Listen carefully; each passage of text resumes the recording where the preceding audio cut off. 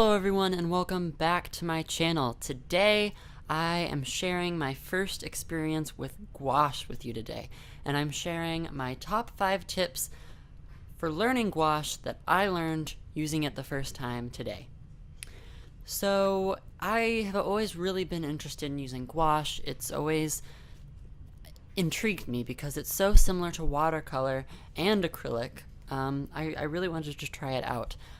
If you don't know, I absolutely love watercolor. It's my main medium. I use it all the time in all my work, but as you know, watercolor is different from other paints because it's not opaque. It's translucent, it's more like a stain than a paint, and that's what appeals to me about it. Now, acrylic, on the other hand, is practically completely opaque, but like watercolor, it is water-based, so you can dilute it with water, and you can get similar watercolor-like effects. Well, with watercolor, you can reactivate, sometimes you can reactivate the color once it is dried, whereas with acrylics, once it dries practically as a plastic, and so you can't reactivate it as much. So that's what makes gouache different, is that it can be reactivated, yet it can dry opaque, like an acrylic ink. So without further ado, let's start with my first tip. Number 1 on my top 5 tips is less is more.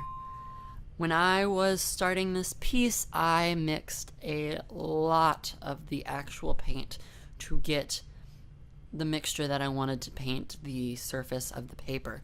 But I realized that I really didn't need to waste that much gouache. It actually spread a lot farther than I expected it would.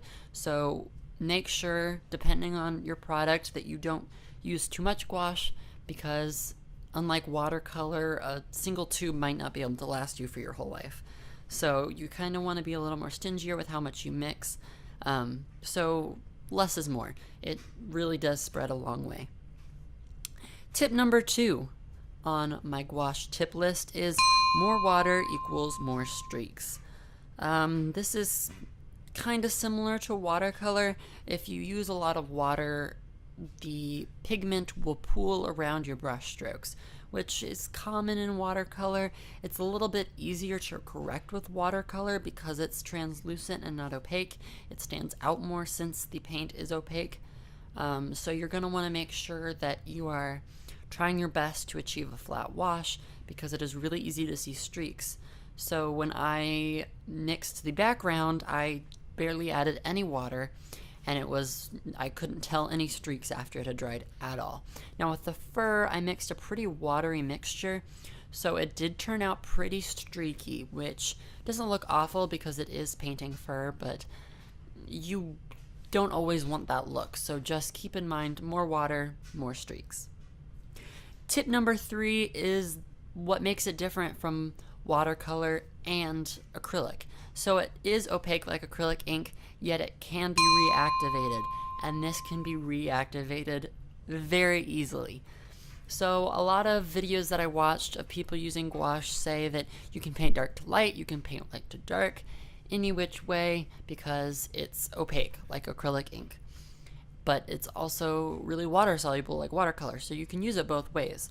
The illustration that I did with this fox, I realized early on, as you can see in the video, I'm doing this cream color at like the belly and under the head, and it reactivated that black in the background so quickly, and it kind of streaked into the creaminess of the fur. So I would highly recommend that you still try your best to paint light to dark, because it's easy to cover up light paint coming through a dark surface, but it's a lot harder to blend dark streaks into your light areas. My 4th tip goes along with tip number 3, and that is don't use a white gel pen for detail.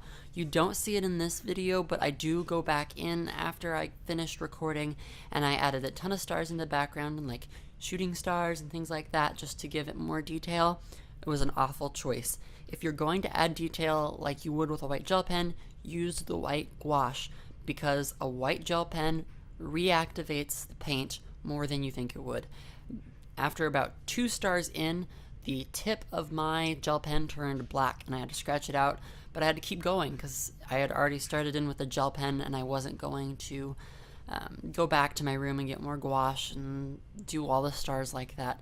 So it took a long time. So just make sure that if you want to add details with gel pen or any sort of wet material, that you are aware that it will reactivate that gouache even after it is completely dried. And my final tip, tip number 5, is if you're painting with gouache, watercolor paper is not your best bet. Now, you'd imagine since it's such a similar medium to watercolor that watercolor paper would be good for it. And it can be. If you are using the gouache really watered down like a watercolor, which you can do, that's perfectly fine, watercolor paper is probably the best to use with it. Because it's the only thing that can take that water. But if you're going to use it more opaquely and with less water, I would definitely recommend a smoother surface like thin cardboard or maybe even canvas, because this, since it's so opaque and such a thick substance and paint, it does not take well to texture. So I'd even recommend maybe finding a really super smooth watercolor paper. However, the watercolor paper I use is super textured, so it really didn't take well. I couldn't get too clean of lines just because it was such a thick paint. So if you do want clean lines, I would recommend either a less textured watercolor paper or something like thin cardboard or canvas or even chipboard. Okay, so those are my 5 tips. I hope they're helpful. Now let's just talk a little bit about the piece.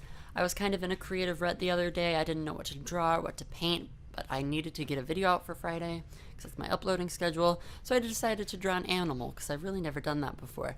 And I decided to try out gouache for the first time and create this fox. I really like how it turned out. It's really simple.